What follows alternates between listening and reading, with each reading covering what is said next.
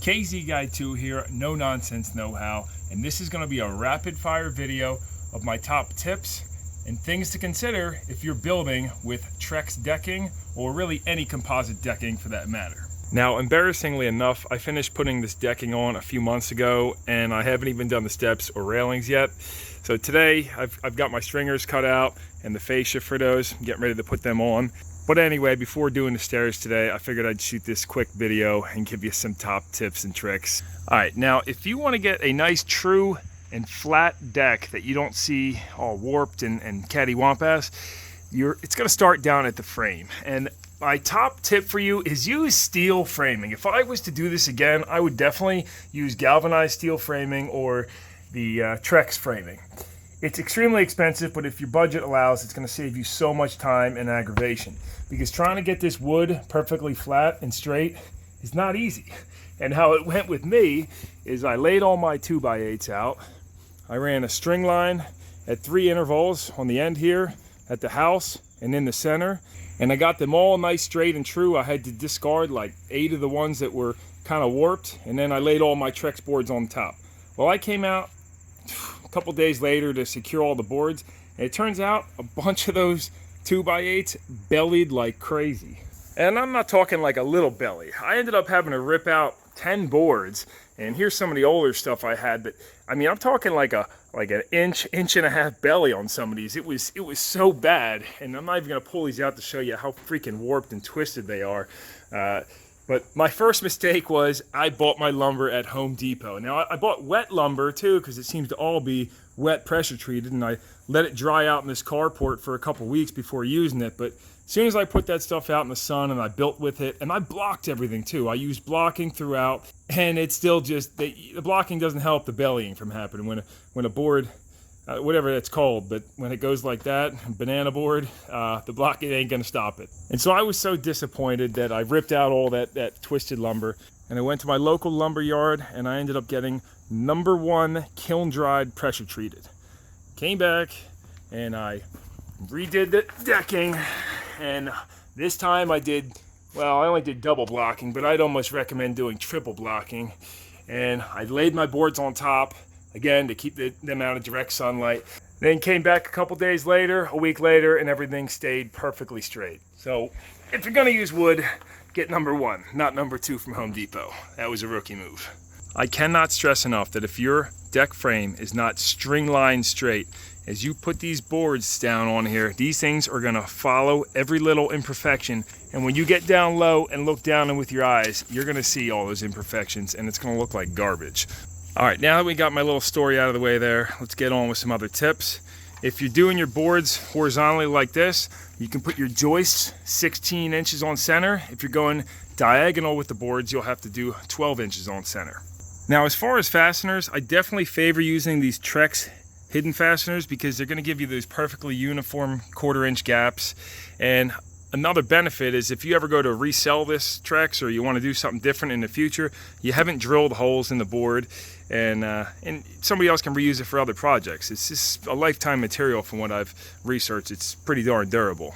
Just the fact that these hidden fasteners give you these uniform gaps was kind of a sell point for me, but don't make the same mistake I made. The way I went about this, which is probably not by the book, I secured my outer picture frame after doing lots of measuring and making sure that the gapping would be even to the distance of the house. You really got to keep that into consideration when you're doing this. But once I had that all set, I laid all my boards out with all the fasteners just floating in place over top of the joist. And then I came on the house side here, and I used spacers and wedging to wedge all these boards as tight as they could possibly go, since I knew I was building in the daylight, in the sun, and it was hot. So I said, all right, got to make these really tight. So I came out that night, and these boards loosened up like crazy once the sun came down and the temperature cooled. You could take your foot and just kind of hit the board, and they were wiggling back and forth. So I said, oh my gosh, when the winter comes, these are going to be sloppy. So I had to redo it and push them down tighter. I ended up with a fairly large gap on the house side here between the siding, but that's okay. It's still, this last board still covers the flashing. And of course this one's face screwed in place as well. Now that's another tip. Make sure, like some of my screw lines didn't come out perfectly straight. You want to make sure that these fasteners and all your screws, take the time to make them absolutely perfect, because you're going to notice it. It's going to be a detail. Other people might notice it, but it's that attention to small details and being a perfectionist that it's really going to make your deck stand out from others, in my opinion. There is one downside that I see with these hidden fasteners though. They don't have any structural integrity. Like they're not holding your joist straight, and that's why blocking, and more blocking. You definitely want to add a fair amount of blocking in this deck to hold those joists from twisting and warping, because those TREX fasteners, they ain't doing shit. One benefit they do have though is the boards are just free floating in here, so it allows for expansion. I've heard of some guys getting boards that get kind of wavy because the screws lock them dead in place. And let me tell you something, these boards expand and contract a lot. On these 20-foot lengths, I measured it on a summer day from when it was maybe 80 or 85 at nighttime to 95 in the day. I measured over 3/16 of an inch expansion on these. So I guess my point here is definitely consider the thermal expansion when you're building. Now, of course, TREX has recommended guidelines for gaps depending on the temperature, but I found if you're in the full sun and the heat like it is today, on your miters like this one, you butt them tight, or your end joints here as well. If it's 85 degrees and sunny, you butt these all tight, like even right here where these two. So that way when the sun goes down, things cool down, you're left with a nice uniform gap. No big deal. Just so I'm clear on this, when you're using these 20-foot long sections of TREX, the only time you're gonna butt these tight up against the picture frame is if you're putting this together in the extreme heat, sunlight of the day in the summertime. You can see I did butt these tight when it was in the sunlight, and these were tight earlier, but now look how big that gap has got. And there's a gap over on the other side too. So you butt them tight in the heat, you're gonna end up with a nice gap when you're done. And you can see my end joist here. You also don't want the joist in that gap. A lot of guys like the butt ends, have them over top, overlapping on a joist. I don't like that, because then you're gonna get a rot pocket in there. There's plenty of area for any sediment and dirt and food and water to drain down and get out of there, and so that way things stay dry. All right, now I definitely recommend doing the picture frame, because that's gonna close up your rough ends on here. Now they say these boards don't come square, and you have to cut each one before you actually put it in place. So what I did is when I laid these out, I just laid all the boards out, and then I actually, after securing a few of them, I forget if I secured all or not, but yeah, actually, I'm sorry, after securing all of them, I ran a circular saw just to get my straight true line going down there. Because, you know, trying to cut the ends of these 20-foot boards and get them perfectly straight, it just seemed like a hassle. I think it was easier to just do it that way.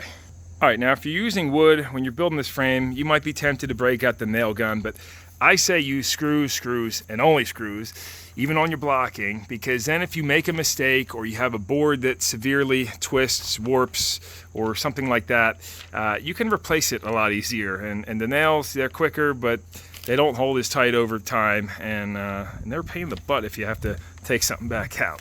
So I say screws. All right, moving right along, deck flash or joist tape, highly suggested if you're building with wood. Once you've made sure all your joists are perfectly straight, flat, and true, you might have to plane a couple out.